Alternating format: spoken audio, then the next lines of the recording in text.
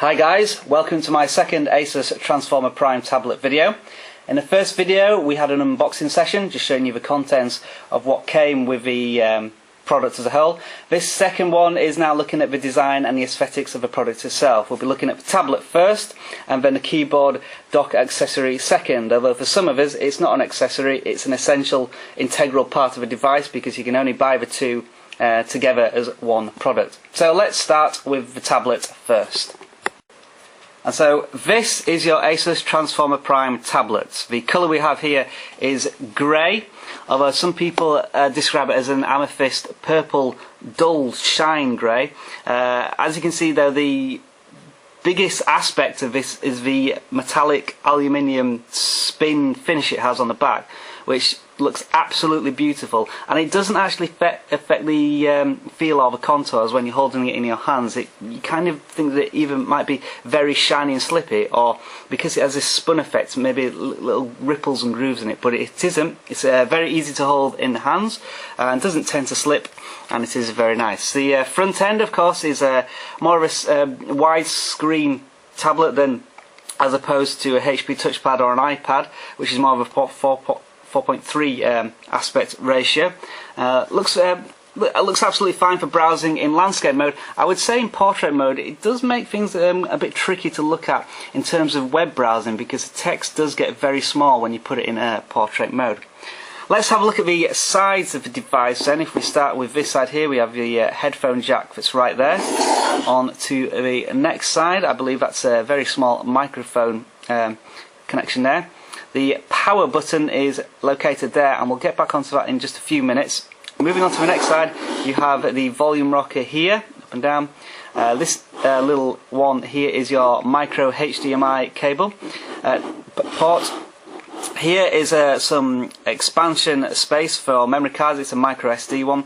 Looks like there's another microphone socket there, and on the bottom here we have 3 holes. One is for docking the Prime to the keyboard, or it's actually used as the charging cable if you don't have a keyboard, and then these 2 extra holes to the left and right here are for actually connecting the tablet to the keyboard. These help in latching it into position.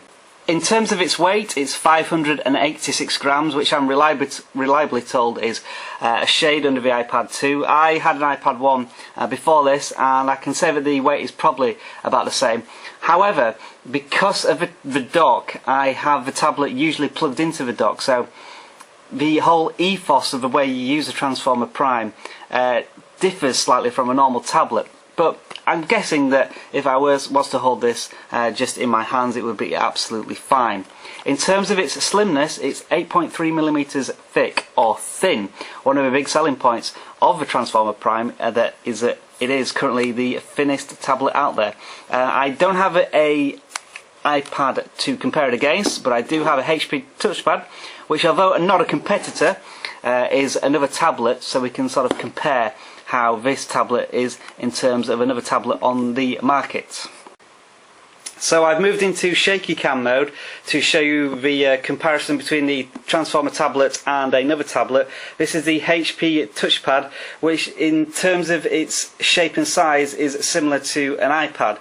Not in terms of its thickness, but in terms of its aspect ratio. So as you can see, the widescreen here against the 4.3 aspect ratio. If I move down now to a horizontal level, we'll be able to see the difference in the thickness. And as you can see, there's quite a significant difference there against the touchpad, which, to be fair, is quite a fat tablet to begin with. The touchpad is the Prime tablet is significantly thinner. So back to the tablet itself. In terms of design, well, as you can see, this metallic spun back finish is the pinnacle of tablet design. I can't think of another one that looks as nice as this tablet. In terms of feel, as I said before, it feels okay in the hands. There's no problems here. The one concern I do have is the edges do have a bit of a corner to them, and I think that if you held this in your hands for a long period of time, maybe half an hour to an hour, it may just start to dig into the palm of your hands. As I say, because of the way I've used the touchpad so far, It's more of a, I use it more of in a hybrid netbook state in its keyboard. So I haven't used it too much, but I can just feel sometimes when I've been reading books in bed at night that it just does jar into the palms of the hands a little bit. The one big concern I do have with a tablet in terms of the buttons is this power button here. It probably doesn't come out very well in the camera, but this power button does not really protrude out that much. It is quite a small button, and unlocking the tablet can be very difficult sometimes. Obviously now it's quite easy because I have it in my hand, so I have to hold it in position anyway to press the button to unlock it. But sometimes when it's on the keyboard, or if you just have it stood upright in a stand or something, it can be just difficult to just press a button with no opposite force, if that makes any sense to you. In other tablets, the button is a lot larger and it comes out a bit more. Certainly in a touchpad and the iPad, the button sticks out a little bit more. One thing to point out on this is this power button does actually have a light. You can't see it at the moment because it's not plugged into the keyboard, but when the keyboard is using its battery to charge a tablet, or when you've plugged it into the mains and it's charging, you do see a little orange light there just to indicate that it is charging. Final points of interest on the tablet: we've got an 8 megapixel camera here with LED flash, and significantly, if I can get a camera to see it, I think you can just see it there, that is a speaker. However, there is no speaker on the other side. There is just one speaker, which I find is a bit of a retrograde move considering that the first Asus transformer had 2 speakers. So interesting design decision there with just one speaker. And so we move on to the keyboard dock. Asus Transformer Prime's key unique selling point. Not needed, but fully integrated, and in my opinion, to turn it into a true hybrid tablet netbook, essential. Let's have a look at the front first. Full keyboard, QWERTY keyboard. We'll look at the keys in more detail in just a second. We have the latch here. That there, I'll just give you a close up there. That's for unlatching the tablet, so it's fully locked in when you put the tablet in there.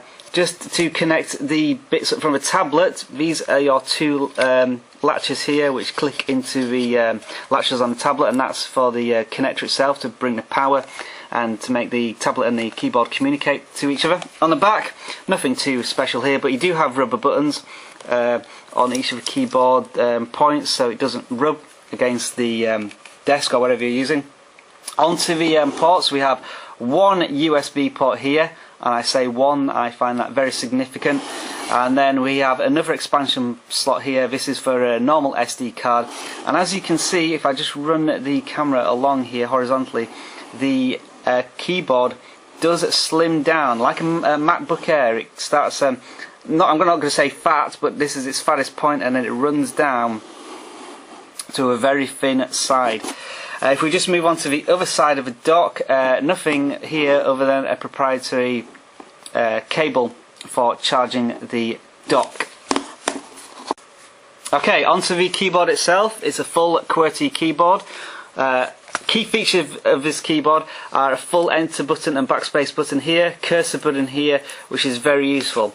Onto non-standard keyboard buttons, we have the home button here, which will take you from any program back to the tablet's home screen, and a search button here. I find that quite useful when you're browsing or in the marketplace. Simple button to use for quick searches. Along here, instead of function buttons, we have tablet-specific buttons. I'm not going to go through every one of them, but just to say that the important one here is the back button. I use that one quite a lot when I'm looking around on the internet or on any program which has a back button. Very useful.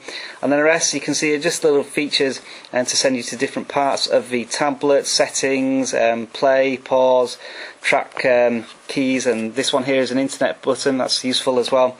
And then the other button on the right hand side is the lock button, again quite useful. Interestingly, there is no unlock button on the keypad. The idea being that if the tablet is closed and you open it up with the dock connected, then it automatically unlocks it. I'll show you it later on, but if the keyboard dock is already open, you can lock it, but then you can't unlock it. You have to close it or press the power button on the tablet itself. Just a few extra things to mention about the keyboard. I'll try and get the camera to look at these. You have a little rubber bits here to make sure that when you close the tablet it doesn't knock against the keyboard, which is nice. And of course, one thing that I have missed out so far at the moment is the touchpad. It has finger gestures as well, so if you use 2 fingers you can actually scroll, and they have a left button and a right button which you can configure on the tablet settings, so that's quite useful. Not exactly a right button here, but you can use it to, I suppose, turn it into a back button if you wanted to use it in that fashion. So, good points and bad points about the keyboard dock. Well, the first good point is it's a keyboard dock. It truly does turn the tablet into this hybrid netbook device that when I first started using tablets I wanted. I think tablets are absolutely brilliant for what I call infotainment, when you're just reading and browsing on a website, but if you want to do anything at all labour intensive, and that even includes just going on a website with a lot of search fields and drop downs and typing in searches, it's very difficult to do on a tablet. This resolves that issue immediately. The USB port makes it a very useful device for plugging in USB devices such as a mouse. You plug in a mouse and it works straight away, absolutely no problems, fantastic. The keyboard is fairly good. I'm not going to say it's absolutely brilliant because I feel that these keys could be a little bit more raised than they are, but it's certainly better than a touchpad keyboard, an on-screen keyboard. But I don't know, I'm reserving judgment on the keyboard in terms of its keys.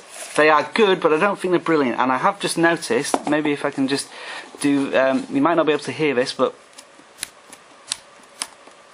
I don't know if you can hear that. That is my enter button that's clicking. So perhaps a little bit of shoddy workmanship there. Also, the touchpad is very good. If you don't have a mouse, it works absolutely fine. Finger gesturing is good, and obviously the buttons here work very well. It does change your makeup a little bit in terms of using it. If it's plugged into the dock, you'll find that sometimes you use your fingers, sometimes you use a touchpad. I haven't really found a specific preference at the moment. I just kind of what position I'm sat in as to how I use the dock. Now, the one big issue I have with the keyboard dock, and again it kind of relates back to what I was mentioning with the speakers, why do we only have one USB port? In the Asus Transformer Prime Original, sorry, not the Prime Original, in the Transformer Original there were 2 USB slots, which was perfect. Mouse in one, hard drive in the other. Very easy to navigate. Now, if you want to put in a flash USB stick or any sort of storage device to transfer things over, you're going to have to do that and then use a touchpad. I am told that you could put in a 4-port hub USB, but when I tried that, the power wouldn't work on the hard drive. I'll have to do a bit more research on that, but I just think it's a bit moronic to have a very useful feature in the first tablet and then take it out. My guess is because we have this tablet keyboard which thins out at the bottom, you have to have the charging cable on one side here and then the USB at the other, and they have no room to fit anything at the bottom part of it. So I suppose it's a trade-off really for size, form and function. I think it's lost a bit of its function for the purposes of aesthetics, but there you go. Also, I must mention, of course, that this keyboard does come with a battery inside it, which means that you can double the life of your tablet if you're out on your travels. So you've seen the tablet and the keyboard as 2. Let's now transform them into 1.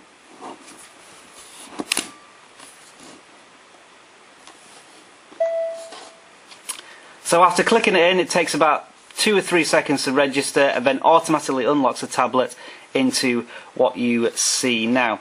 If I want to lock the tablet, I simply close it. I don't know if you heard the locking noise there, but now the tablet is effectively switched off, and then if I want to unlock it, simply open it up again. So now you no longer have the lock screen.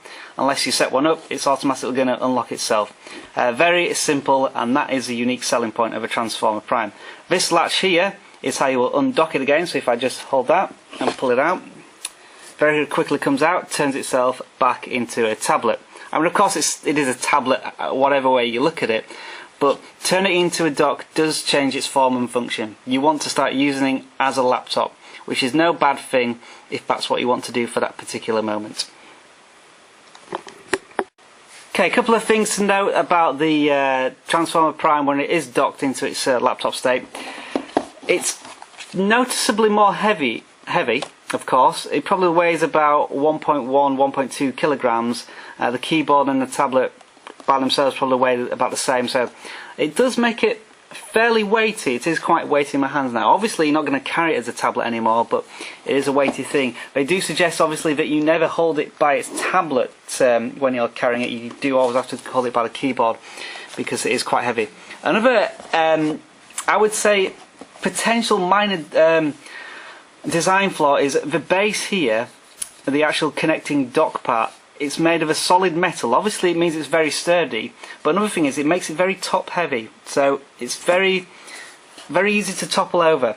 It's not so noticeable as it's in its position here upright, but when you have it on your lap or in bed or in a situation where you're trying to prop it up against your legs and your knees, it does have a tendency to want to fall away from you. So it's not exactly a nuisance, it's kind of a handicap of the way it works. I'm sure people with netbooks may notice this, that because there's not much weight down here to hold it in position, hold it as an anchor, so the weight is all here on the pivot, which can not exactly be a problem, but it just makes it a little bit less sturdy if you don't have it on a sturdy base. One final thing to point out as well is the dock here. It does have some little velvet cushiony bits which do collect a bit of dust and dirt, and what happens here, see if the camera can pick it up, as you can see here, you can see where it covers it up here. Looks clean, but actually what happens against the borderline here is it does collect a little bit of dust and dirt, so you do start to see a little bit of a marking. Again, it's not exactly a criticism at the moment, it's an observation. So there you have it. That's my video of the tablet, keyboard dock and the two working together. And I'm just trying to demonstrate sometimes now, it's not that simple sometimes to click it back in. It's still a relatively new device, so everything's still a bit stiff and sturdy, and I'm sitting behind a camera, which doesn't make it that easy to do these sorts of things. But I hope you enjoyed the video. Any comments, feedback, if you want me to do any more videos, particularly on the aesthetics and the design, please do so.